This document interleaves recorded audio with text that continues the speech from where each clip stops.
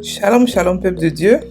Alors, aujourd'hui, nous allons expliquer et puis méditer ensemble un verset de prospérité qui est pris de Psaume 2, verset 8 qui dit « Demande-moi et je te donnerai les nations pour héritage, les extrémités de la terre pour possession. » Donc, je répète, Psaume 2, verset 8 « Demande-moi, je te donnerai les nations pour héritage, les extrémités de la terre pour possession. » Alléluia.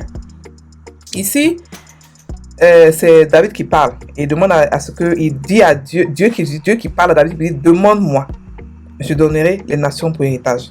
Il dit demande-moi. Mais ça c'était l'ancienne alliance. Ça c'était là où il devait demander. N'oubliez pas que nous, on a reçu les bénédictions d'Abraham, on a reçu leur accomplissement. C'est-à-dire que toutes les promesses qui ont été faites à Abraham et à ceux qui étaient dans l'ancienne alliance ont été accomplis en nous. Dieu leur a promis des choses qu'ils n'ont pas reçues pendant qu'ils étaient là-bas. Ils ont reçu des échantillons. Mais nous, en Christ, tout a été accompli. La Bible dit que quand Christ est mort, il a dit tout est accompli, tout est fini. Et la Bible encore dit que, dans Galates 3, verset 14, que les bénédictions d'Abraham eues pour les païens sont un accomplissement en Christ, en Jésus-Christ. Ça veut dire que toutes les promesses qui ont été faites avant ont leur accomplissement maintenant. Donc nous, c'est pas nous qui prions, Seigneur, donne-nous. On nous a déjà donné. On nous a déjà donné. Donc pendant que David prie, donne-moi les nations pour héritage, nous on dit, Seigneur, merci parce qu'on a reçu les nations pour héritage. C'est comme ça que nous on prie. On a la nouvelle création, c'est comme ça qu'on prie. Merci parce qu'on a reçu les extrémités de la terre pour possession. Parce que nous possédons les extrémités de la terre. Tout simplement. Ça veut dire que nous possédons toute la richesse du monde, la richesse de la terre, la richesse de l'air, la richesse de l'eau, la richesse de les sous-sols, la richesse du vent. Tout ce qui est richesse appartient aux chrétiens. C'est notre héritage qu'on a reçu en Christ. Quand Jésus est venu racheter ce monde, il nous l'a donné. Il est venu prendre, arracher dans la main de Satan. Il nous l'a donné en plus un bonus. Il n'a pas donné ce qu'il a pris à Adam. Ce que Satan a pris à Adam. Non, il a même donné un bonus. Ce que nous on a encore plus que ce que Adam avait, c'est pas une restauration, c'est une nouvelle chose qui a été faite. L'univers entier nous a été donné. Dans toute son entièreté, on a reçu l'univers entier. Et on commande dans le ciel, sur la terre et sous la terre. On a reçu quelque chose qui n'a jamais existé.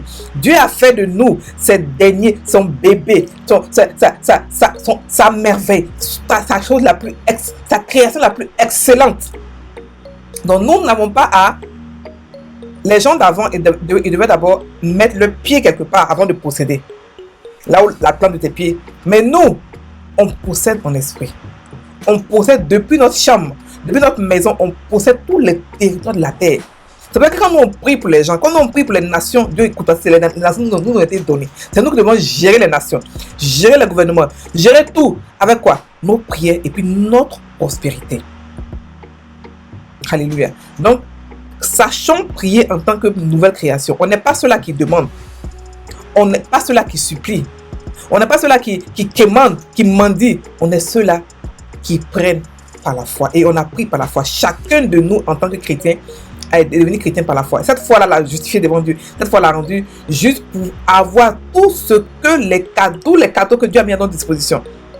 La prospérité, la santé, le nom de Jésus, la parole de Dieu, l'Esprit de Dieu, et encore plein de bénédictions, et grâce sur grâce, et grâce sur grâce. On n'est pas ceux-là qui demandent, on est ceux-là qui ont déjà reçu et qui prennent. Comment on a déjà reçu? Ce qu'on fait, on parle dans la parole, et on prend la preuve qu'on a reçu cela. Dieu dit par exemple que tout est à nous. Tu penses cela, tu dis, ok, comme tout est à moi, voilà ce que j'ai. On prend ça et on met là-dessus pour être sûr. On part maintenant prendre ce qui nous appartient, pas une action correspondante. Parce que la foi sans action, elle est morte. Vous comprenez? Donc, soyez sûrs en Christ. Sachons prier, sachons méditer la parole. Si vous avez aujourd'hui un business, sachez que ce business peut aller dans le monde entier parce que le monde entier vous appartient. Si vous avez n'importe quelle chose que vous faites, n'importe quelle chose que vous allez commencer, sachez que commencez à voir ça grand parce que le monde entier vous a été donné. Donc vous prenez, c'est pour ça que Jésus disait chaque fois que tout soit fait selon ta foi. Parce que c'est ta foi qui va déterminer les limites de ce que tu veux. Si ta foi est grande, ton business sera grand. Si ta foi est petite, ce sera petit. Ça dépend de toi. Donc notre foi, elle est grande, elle est nerveuse, elle est puissante. La foi qu'on a, c'est la foi à la manière de Dieu. C'est-à-dire que la foi qui crée, la foi qui appelle à l'existence ce qui n'est pas, la foi qui voit tellement grand, qui voit illimité, la foi qui ne voit pas de barrière, qui ne voit pas de limite, une foi qui ne voit pas de limite, ni barrière, ni quoi que ce soit. Une foi qui ne peut être stoppée, une foi audacieuse, nerveuse. C'est ce que Dieu dit qu'on a. Alléluia. Donc ce verset, on peut le méditer de cette manière. J'ai toutes les nations me sont données en héritage.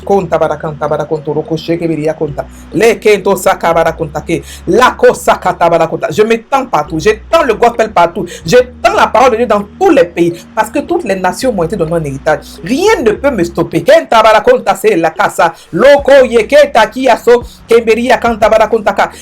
ne peut me stopper. Je n'ai pas de limite, je n'ai pas de barrière, je n'ai pas de... je peux pas. Oh là, qui ça, je n'ai pas d'impossibilité là. Devant moi, il n'y a aucune impossibilité. Il n'y a que des possibilités. Parce que c'est Dieu qui habite en moi, c'est lui qui fait le boulot. Voilà, je ne suis pas seul. C'est bien beau de croire que je peux tout prendre. C'est vrai, je peux tout prendre. Mais parce que ma foi ne repose pas sur l'homme. Ma foi repose sur la puissance de Dieu. Ma foi repose sur Dieu qui habite en moi, qui est un avec moi. Je suis un avec lui. Les extrémités de la terre m'appartiennent. Oui, j'ai le monde entier devant moi. La terre entière, l'univers entier devant moi. Je possède la cause. Ça m'a été donné en héritage. Oui, cadeau. Je n'ai pas prié pour cela. J'ai reçu ça quand je suis devenu chrétien. Lorsque je suis baptisé dans le corps du Christ, j'ai reçu tout ce héritage et je profite de cela. Pour l'éternité, j'ai été plus qu'équipé pour pouvoir profiter de toutes ces bénédictions. Alléluia. J'ai la santé divine. J'ai la prospérité divine. La prospérité divine de Dieu. La prospérité parfaite et excellente. Je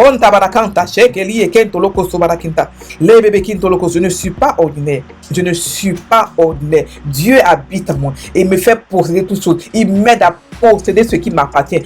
J'ai un professeur, j'ai la parole de Dieu et j'ai le Saint-Esprit qui sont avec moi, qui m'aide à posséder ce qui m'appartient.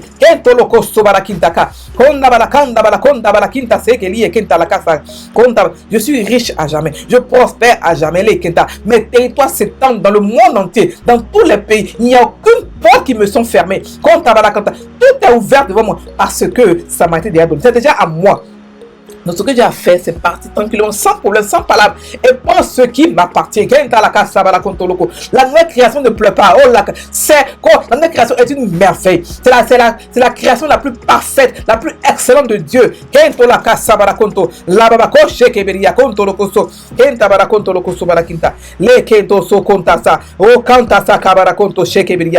Je possède les extrémités de la terre. Je possède les nations. Je l'ai eu pour héritage. C'est mon droit légal de posséder tout ce monde. Alléluia.